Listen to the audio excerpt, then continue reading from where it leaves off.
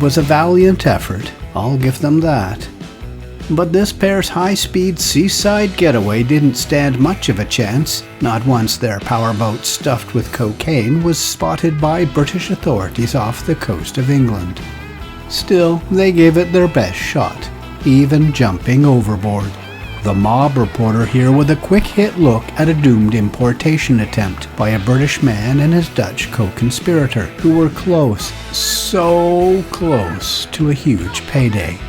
Instead, now they're looking at prison time. Let me tell you about it. This terrific footage of a recent bust is a scene that helps us understand how the underworld moves so much cocaine from South America, where it's produced, to international markets, as part of my ongoing examination of the global flow of cocaine. A UK Border Force cutter spotted a suspicious rigid-hold inflatable boat, known as a rib for short, off the coast of Suffolk, where England's east coast runs into the North Sea. This was in late June 2024. Police believe it traveled out to French waters to pick up cocaine from a larger ship passing by, before turning back towards English shores. Border agents gave chase in a rib of their own, but a much larger one. I like how the two men in the boat act as if they don't know the agents are barreling in on them. I need you to stop the rib for safety, sir! Stop the rib!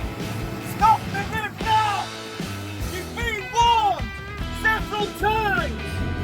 Stop the rib, please, for safety! Do you understand? After feigning to stop, the pilot then gunned his 6-cylinder 225 horsepower engine and steered closer to shore so his buddy could jump overboard.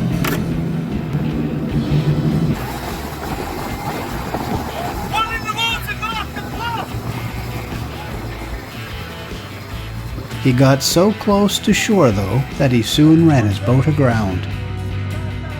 Then he too bailed overboard because he knew exactly what was underneath the red tarp that covered his deck.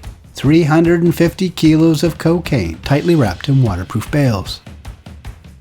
The National Crime Agency, which is Britain's version of the FBI, gave the load a UK value of £39 million sterling. That's more than 51 million US dollars. But instead of getting a piece of that, both men got wet and were soon arrested. The pilot was Bruce Knowles, 55, from Durham, Norfolk. That's about an hour's drive inland from where he was caught. His buddy, who had his face covered when the border agents moved in, was Ferhat Gumrukoglu, 31, of the Netherlands. Here's what he looks like without his disguise. He made it 2 miles inland before he was caught. Afterwards, both men refused to talk to police and were charged with importing a controlled drug. On August 20th, 2024, they pleaded guilty to drug charges, but they have not yet been sentenced. Knowles is a repeat offender. In 2020, police raided a cannabis grow operation. Here's his plantation of 354 plants. He was sentenced to 3.5 years for that and handed an asset forfeiture order. Here's what he looked like then. And I'm pretty sure the first guy who bailed is a mixed martial arts fighter, originally from Turkey, who moved to the Netherlands where he trained and fought. Here's a view of the kickboxer in the ring. I like to fight.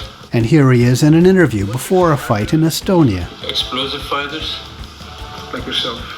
This was a few years ago now, so time enough to grow a fuller beard and perhaps to try a new line of work. What do you think? Do I have the right guy? This incident gives us a really good look at just one of the ways that narcos are working to get their product to its most lucrative markets.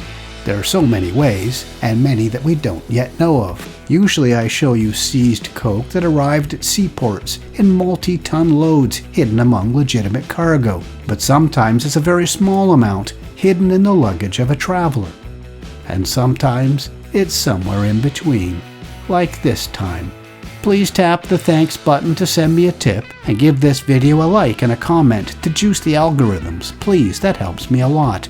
And make sure you're subscribed to the Mob Reporter and set your notifications to all. That lets you know every time I post a new episode. Thanks for watching to the end.